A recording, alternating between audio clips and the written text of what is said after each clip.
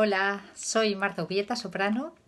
Quería aprovechar este vídeo para mandaros un beso enorme a todo el público y a todos los músicos de la Banda Municipal de Música de Bilbao y deciros que ya nos queda menos, que ya hemos pasado lo más duro y no queda nada para volver a vernos y a disfrutar de la música en directo. Yo sé que muchos hemos estado viendo conciertos, óperas, zarzuelas a través de internet, pero no hay nada como la música en directo, la emoción compartida, los aplausos y el silencio respetuoso del público, las miradas cómplices del maestro a sus músicos.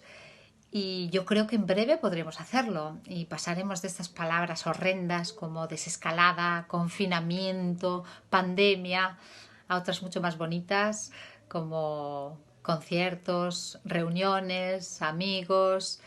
Y bueno, pues eso, os animo a seguir peleando, que no os desaniméis, que ya no queda nada.